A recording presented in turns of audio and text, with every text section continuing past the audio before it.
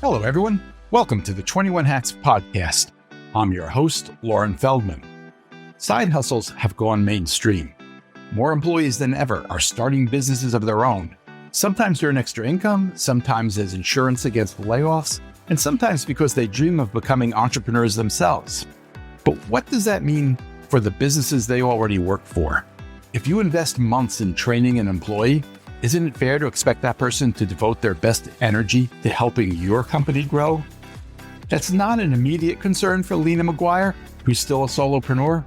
But as she prepares to hire and train her first employees, she worries about investing in people who ultimately may see her business as a stepping stone. Sarah Segal isn't as concerned, but she does want her employees to view their jobs as careers, not placeholders. And then there's Channon Kennedy. While working full-time at Silicon Valley Bank, Channon invented a woodworking tool, got it manufactured, landed national distribution, and traveled the country to trade shows. All, she says, without letting her day job suffer. And that's what she expects from her employees with side hustles. Meanwhile, both Lena and Sarah are wrestling with another challenge, finding the right home for their growing businesses. Lena needs a showroom, but doesn't want to sink money into leased space. And she can't find a building to buy. I'm missing out on growth, she says. I feel like I'm stalled. Sarah has opened a second office in Silicon Valley, but she's wondering whether it's time to leave her quirky starter office in San Francisco for something that better reflects where her business is headed.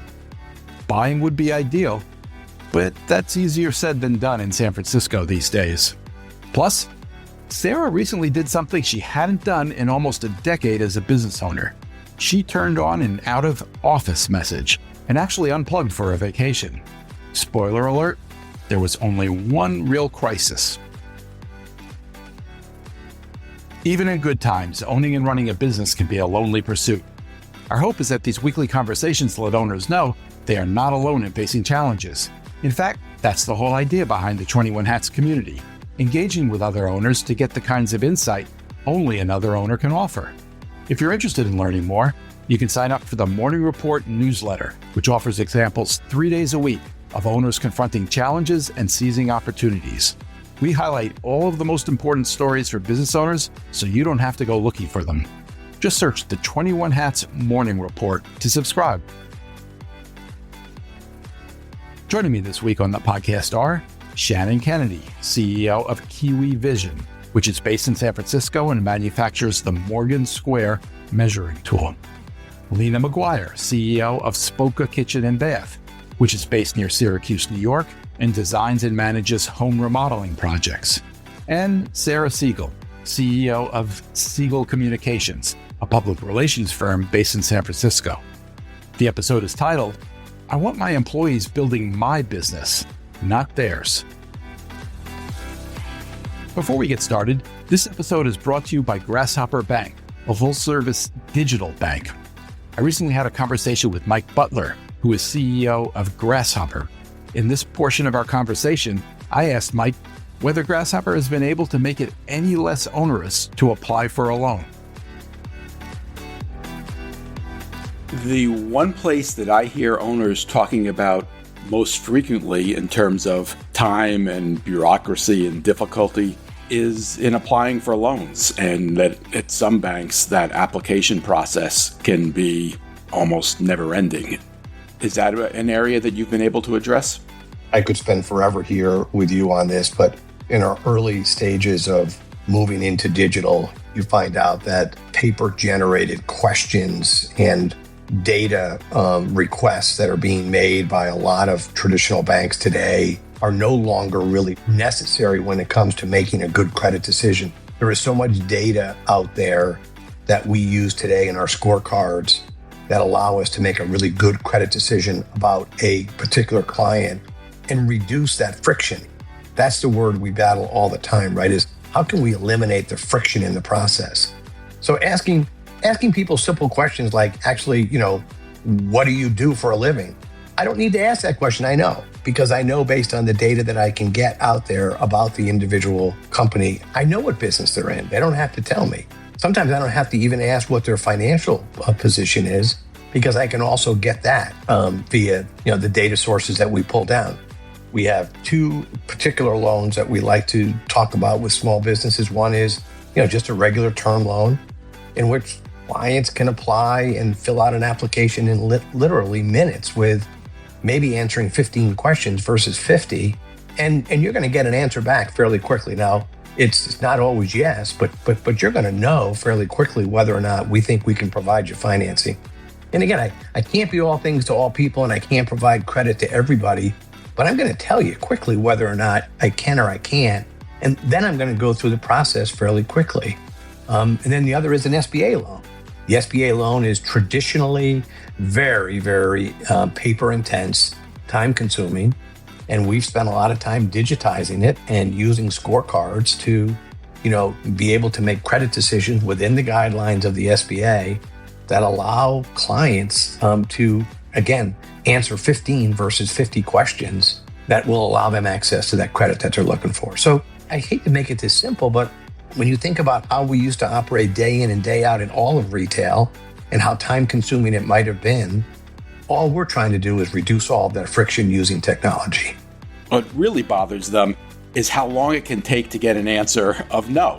And they often go away suspecting you knew you weren't going to make this loan, or you could have known almost instantly, but you kept me waiting for a month or longer. Can you give me an idea, when you say fairly quickly, how quickly might that be? So first of all, the culture of client first is really important. You think about the branch network, and I'm not being critical of anybody who uses their branch network, but the branch network tells you I'm open from 9 to 3 and come on in and get in the queue and wait in line to cash a check to get my money or to do business. And today we've said that's not client first. So the idea has got to be client first. The idea is, how do I solve the client's needs, help them solve their needs? And the attitude that's put into everybody and the culture says, I'm not going to delay a decision. I'm going to do the best I can. Now, I want to make a good decision, so I may have to ask for more information. But other than that, the answer is no. And we're given no and yes answers in, like, I'm not saying, well, okay, I got to be careful, but it's less than an hour. Wow. Less than an hour, you're going to get a response from us, yes or no, or I might need more information, but you're going to get a response from us. If you give a yes, is the offer going to have a rate that's closer to what traditional banks offer, or closer to what fintechs and alternative lenders offer? Oh, it's closer to what banks would offer. This is a bank-driven product. So we operate in, what you would normally see in the bank environment. SBA loans are prime +2. Some of our term loans may be a little bit higher, from maybe 100 basis points more than that, but you're in the same range. So again, we're not a non-prime lender, so the rates are bank-like. And now, on to the episode. Welcome, Shannon, Lena, and Sarah. It's great to have all of you here. Sarah, I understand you recently conducted a bit of an experiment. You took a vacation. How'd that go? Wow, I love that it's an experiment. It is an experiment. When you're a founder of a company, so I started in 2018. We're approaching on our 10th year. And I think that and I would love to hear Lena and Shannon's thoughts on this, but when you are in charge of the business, you don't really ever feel like you can totally turn things off. And you trust your team 100%. But, after year 10, I think you should. If you don't, that's a whole nother conversation. Our MO here is to be each other's cheerleaders. And their whole thing was like, we got it. You go enjoy your vacation. We got it. Don't worry about anything. And, based on like conversations on this podcast and then with like other people, it was during the 21 Hats live meeting, somebody in one of those conversations chimed in and said, when you're the chef at a restaurant, nobody expects you to be bringing stuff to the table and serving the food, and they expect you to be in the background. So I really took that to heart and really tried to implement that. So I'm not on any clients directly day to day. I still know what everything's going on. I'm just not necessarily in the weeds. And so when I went on vacation, I only had a little bit of client work that I was kind of wrapping up. And my team was really like, we got this handled. And I still did a little bit things here and there, but I came back to, pretty full inbox. But nothing exploded. And I think it was like kind of all right, yeah, I can do this. It was scary, Lauren. How long were you gone for? I was gone for probably about 10 days. Did you check in regularly? Did you talk to people? I peeked at things. So that was, I peeked at things just to make things sure like no fires were happening, but I didn't try to problem solve anything, and I let them do it. And I basically was like, I'm your break glass in case of emergency. Like, here's the house number. Here's how you get in touch with me.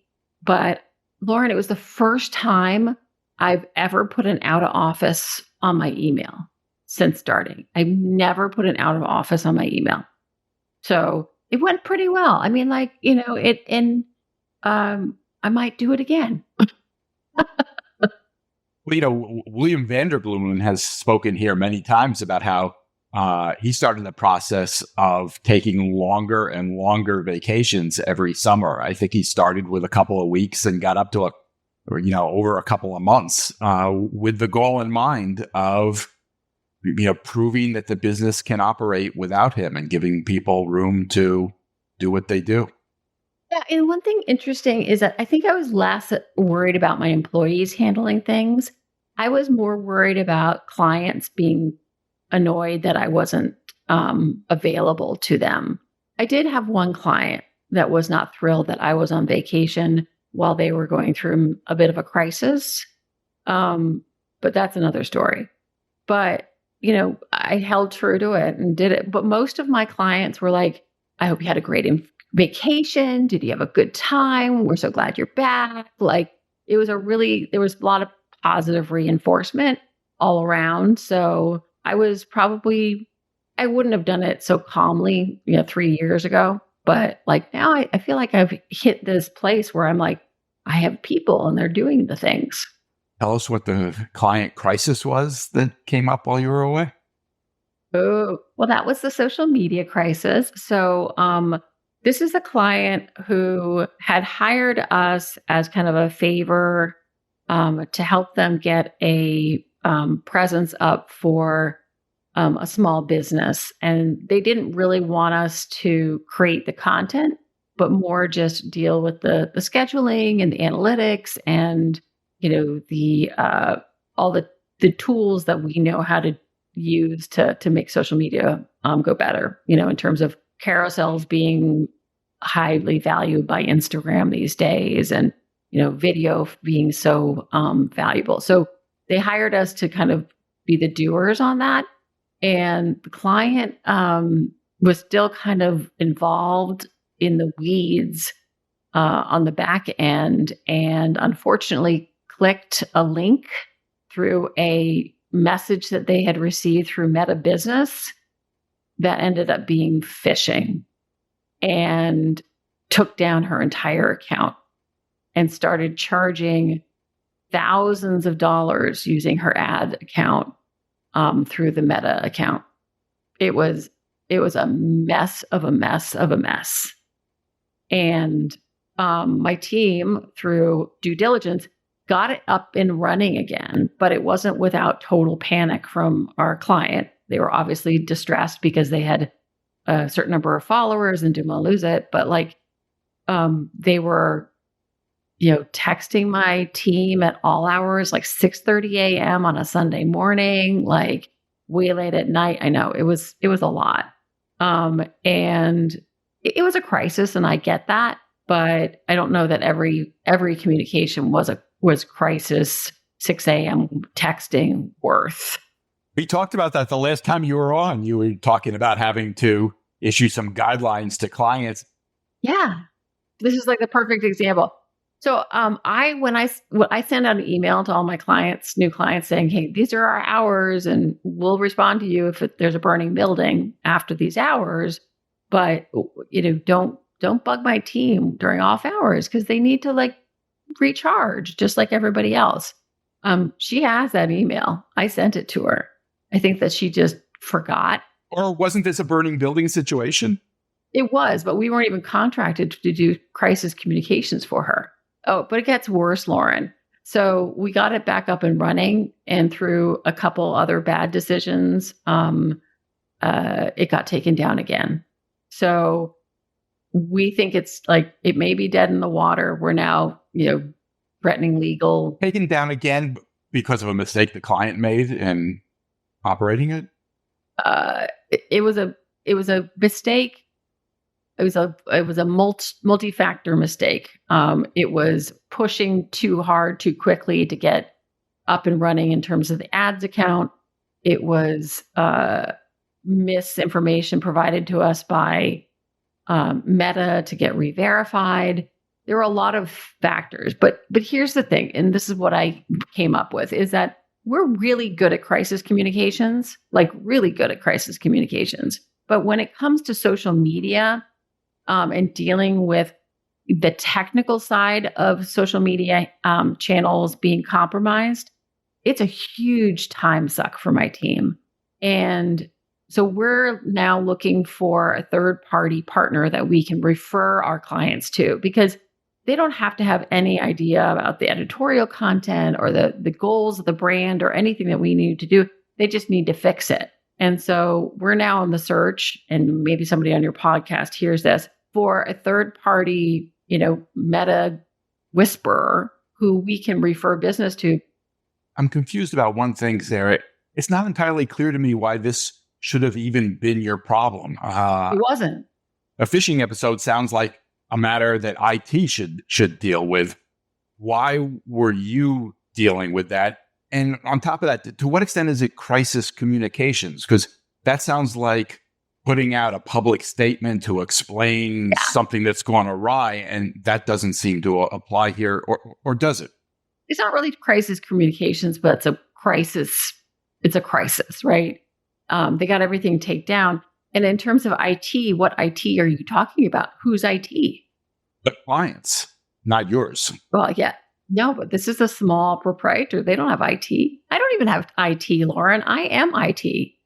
If something goes wrong with your website, you probably have somebody you can call on who can help you figure it out, right?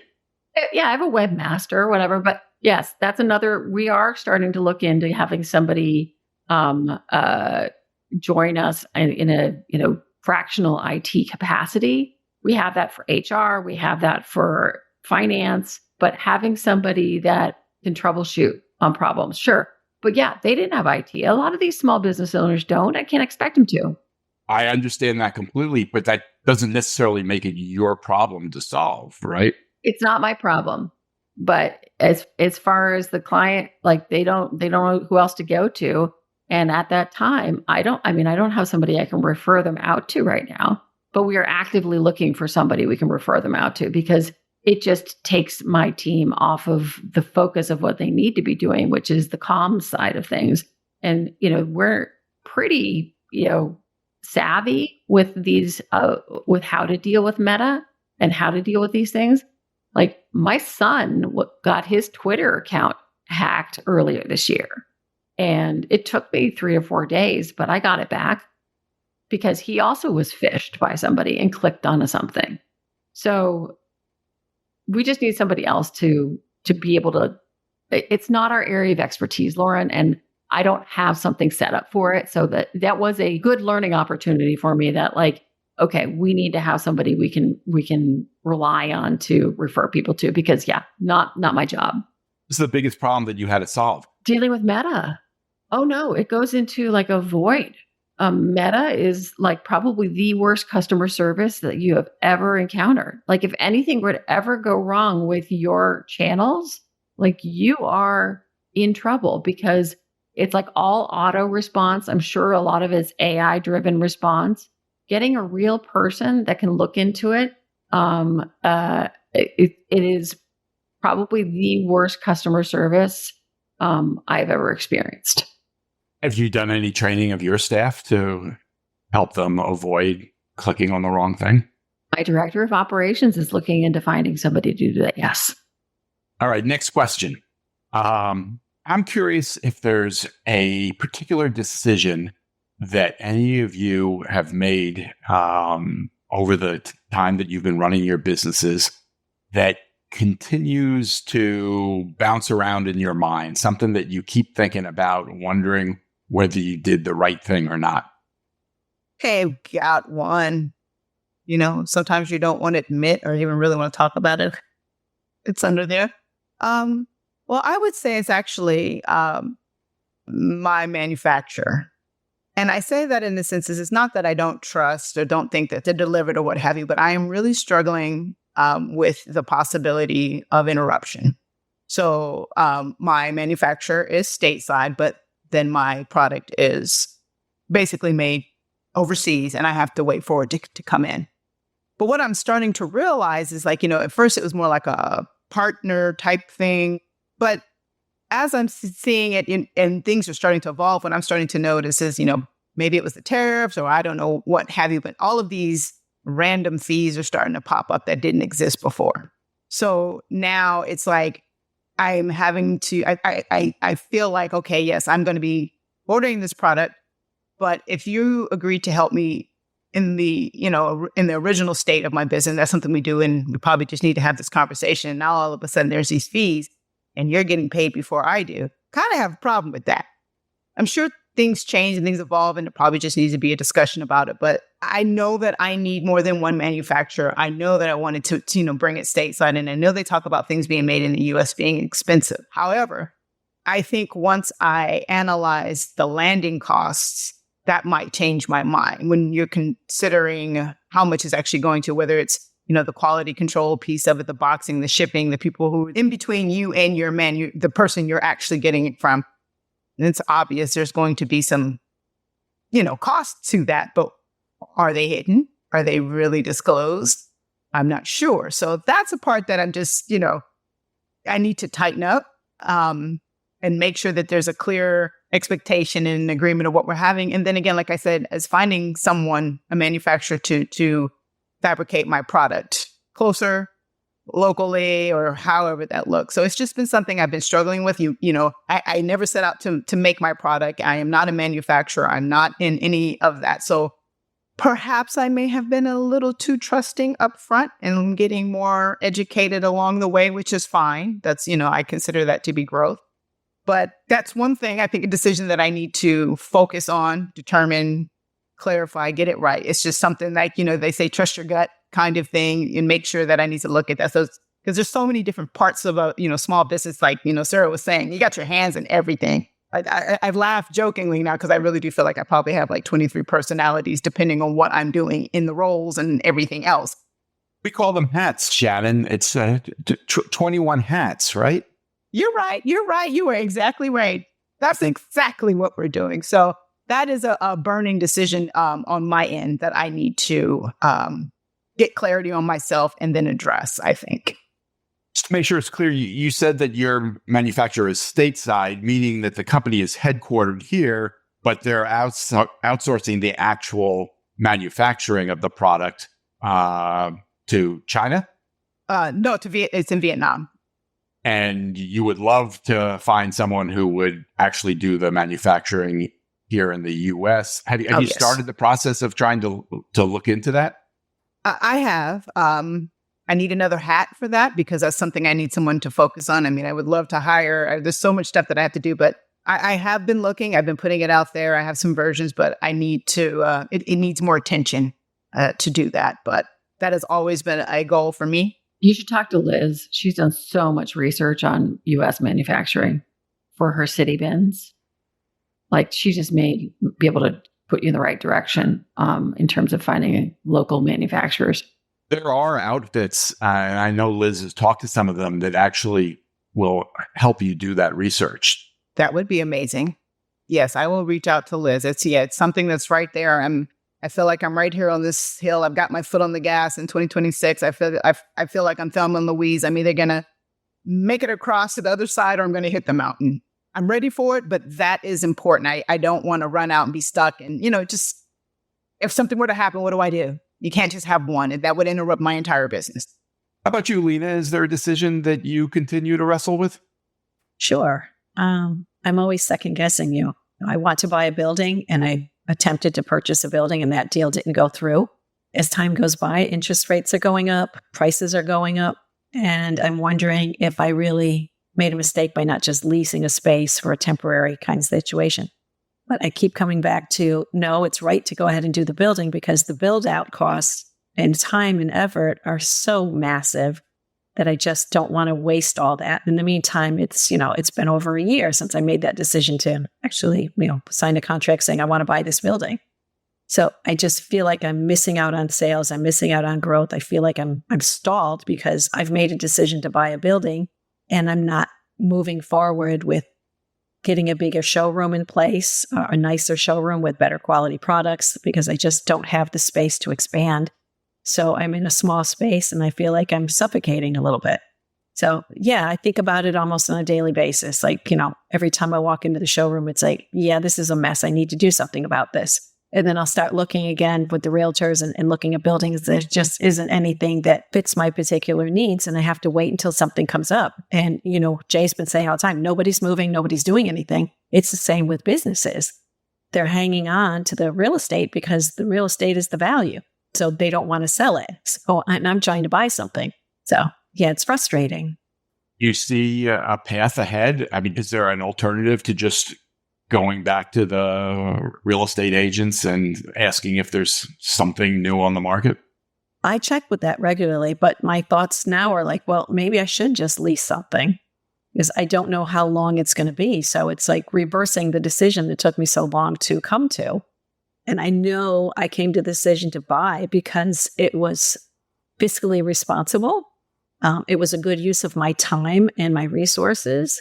And then to say, well, I'm going to do this other thing that I know isn't the best option, but maybe it's the best option for a short term. So yeah, I wrestle with that. Sarah, how about you? I'll piggyback on Lena a little bit. So I haven't announced this. This is not public knowledge. You guys are the first to know. I've told a couple people offline. We're opening a second office in Silicon Valley. And it was done for 3 reasons. One was we have a lot of clients in that area, and it'll be easier for us to be able to service those clients. The second part is I have a lot of great employees that have been doing really mega commutes, and I want to make sure that I'm keeping them because they're too valuable to me. And so giving them a better space. 3, we're growing beyond our space here in San Francisco where we need extra seats and I can't fit anything else.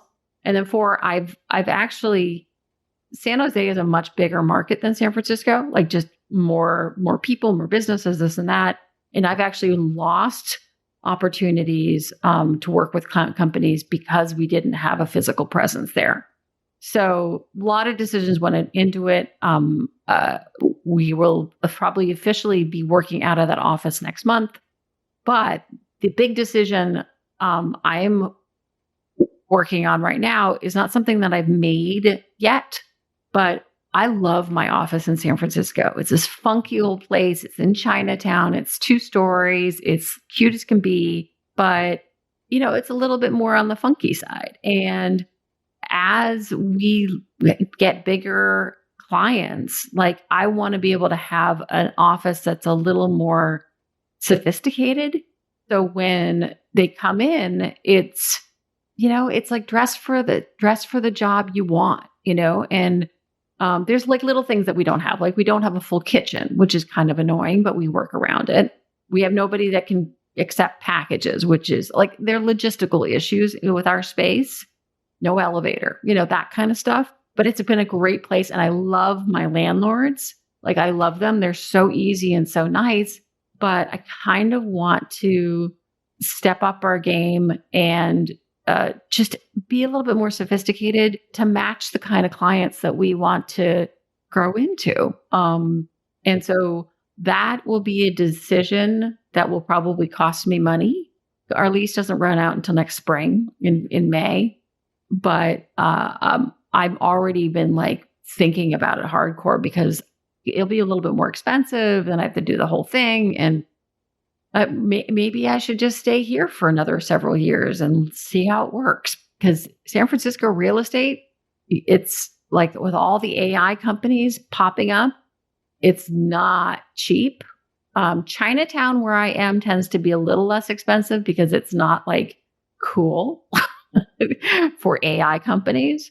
So you still have this little bit more like cultural, interesting, fun, colorful area. But it's something I'm really thinking about. Okay, what is going to be the right decision? And I probably don't need to make that decision until later this year, but like that's something I'm a little stressed out about. So Sarah, are you planning to open a second location or move to a new location? So we opened the second location in Silicon Valley. So we will maintain San Francisco and Silicon Valley. And people may look at a map and go, oh, they're so close.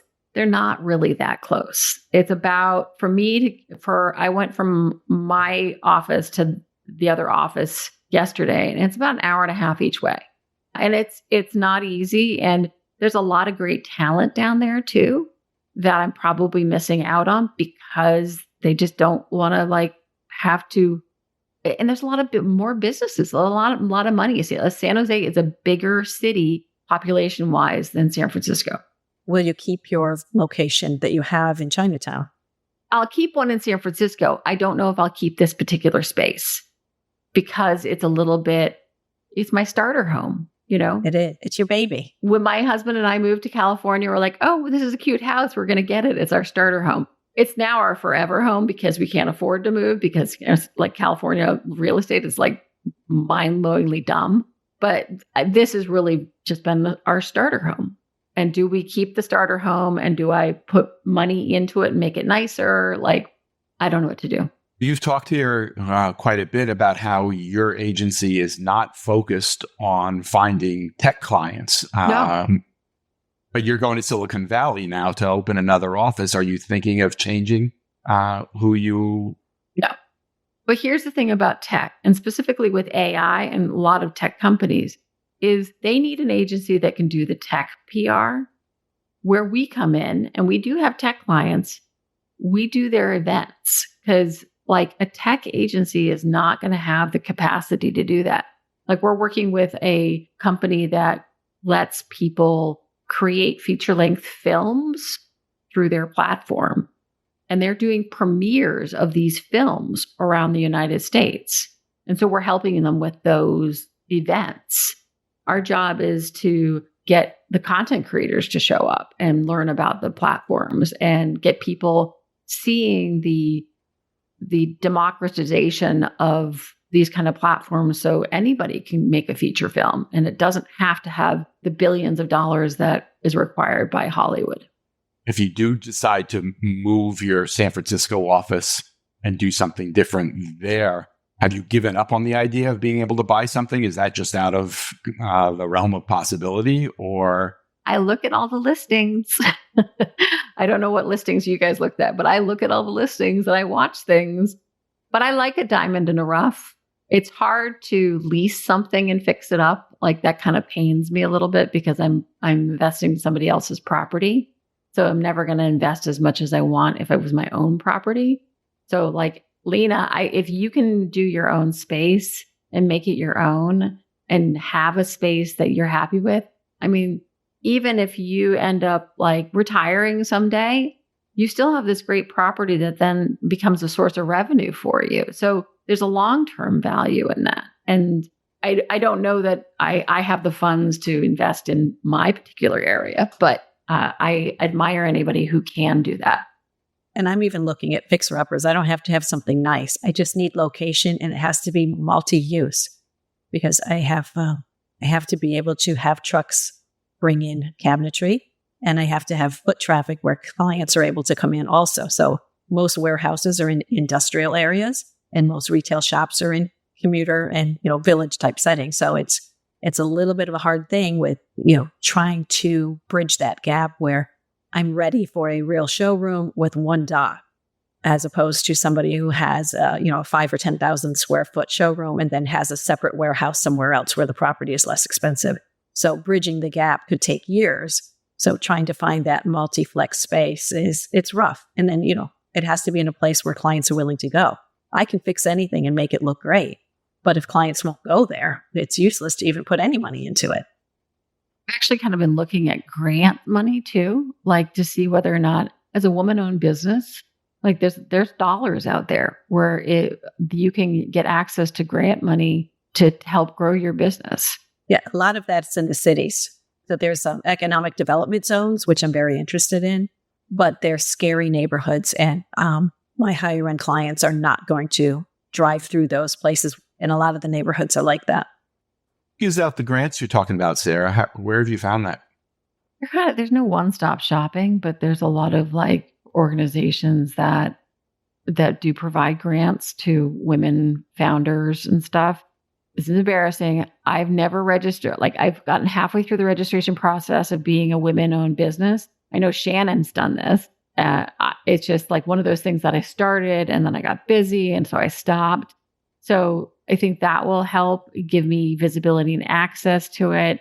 But here's the thing, Lauren, is because now I have a team that's dealing with the day-to-day stuff. I'm able to I have bandwidth now to like look into those things and take advantage of money that might be available to me. So any recommendations from your listeners, I'm all ears on funds that will help me continue to grow. But yeah, I'm still in the exploratory phase of that. Question for today. I keep reading articles about how everybody's doing side hustles. Exaggerating, of course, but it sounds like all employees are worried about losing their job to AI and they got to have something else going. So they're working on side hustles. But I am curious what this means for business owners. How should business owners feel about employees who are investing significant time in a side hustle? I'll start. Until I was queried with this question, I never gave it a thought. And I am actually shocked at my feelings about this. I would be very upset. I plan to pay employees a living wage. I plan to train them extensively so that they are experts in their field. And I don't want them going off somewhere else and starting their own business. And I don't want them being tired when they come in because they did something else because they felt like they weren't earning enough money and they had to get a side hustle, or because they didn't feel secure enough in the job that I've given them that they think that their job isn't secure. So yeah, that hit a nerve with me. I was very surprised about that because I love the freedom of choosing how to use your time and resources. And if somebody wants to develop themselves, I'm all for that. But then when you look at it as a business owner, it's like, hey, wait a minute. I'm giving you those resources and my time and my money to help you grow. But you don't have call on all of their time. No. I mean, obviously, if their side hustle is a competing business to yours, that would be ridiculous. But that might not be the case. Would you still have a problem if it's not? If they were doing something that became so successful that I would lose them after I've invested in them and I brought them in, as part of the family, and I'm offering you a future and this is the business and we're on this path together. So I'm feeling very Pollyanna and like, I have to think about this. It's like, oh, now I know why non-disclosure agreements are signed, that you can't start a business for 2 years. Like, I never really gave this thought. I'm still a solopreneur. I have 3 people that I use as 1099 help when I need it. And it's just a whole different ball of yarn when you're thinking about having actual employees that you're spending, to train somebody. I plan to put probably 2 to 3 months of extensive full-time training just to get somebody to put them out on the floor by themselves. And then they still have to follow around for 6 months to a year before they really know the ropes. I mean, that's a lot of investment. It's almost a college education that they could skip. Sarah, do you feel the same way? So, big thing with me is I treat my employees like adults. Like, I'm not going to micromanage your work as long as you get your work done. And if it's a non-competing industry, side hustle, a passion project, like, I don't really have a problem with it as long as they get their work done. I do only hire people. I can tell pretty quickly. I hire people where they look at what we do as a career. If you come in and you start treating it as a punch in, punch out, then this is not the right place for you to work. We hire people who are interested in a career in what I do. And so if this is just a placeholder for something else, and they're punching in, punching out, and they're focusing their attention elsewhere, then that's really a larger conversation.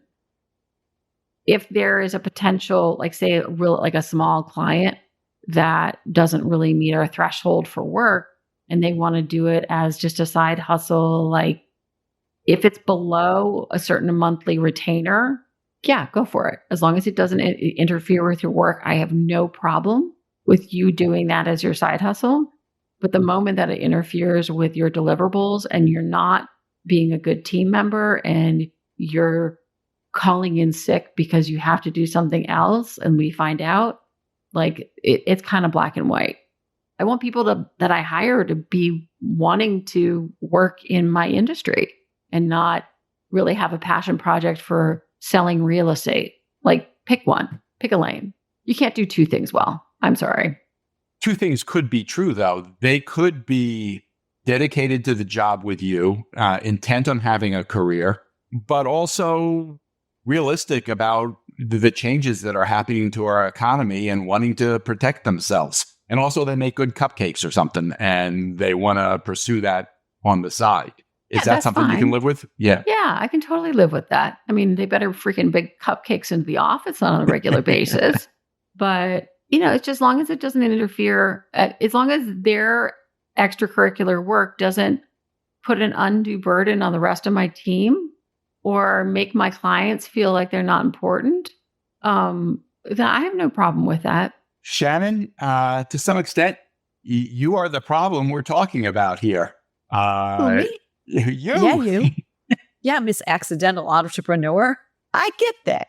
You have had a career as a banker for many years, and yet the reason you're on this podcast is to talk about your side hustle, manufacturing a tool.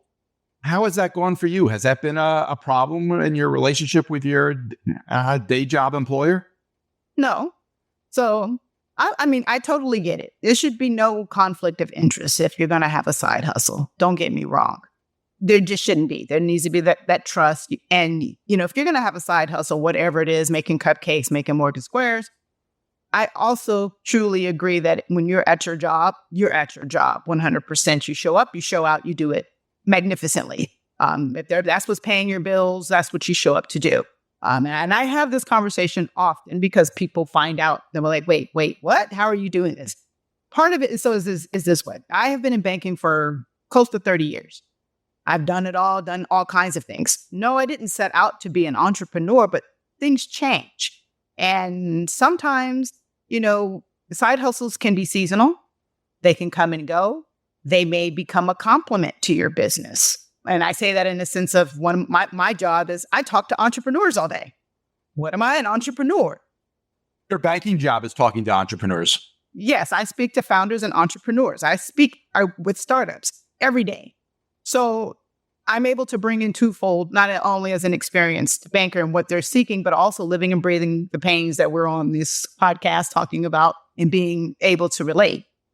Now, on the flip side of it, my employees, which the folks that are helping me out, they have other things that they're doing. But I also know that going to like these trade shows and everything, it takes a lot of time for all of us to go and do that. So I think there's a maturity aspect to being able to have a side hustle.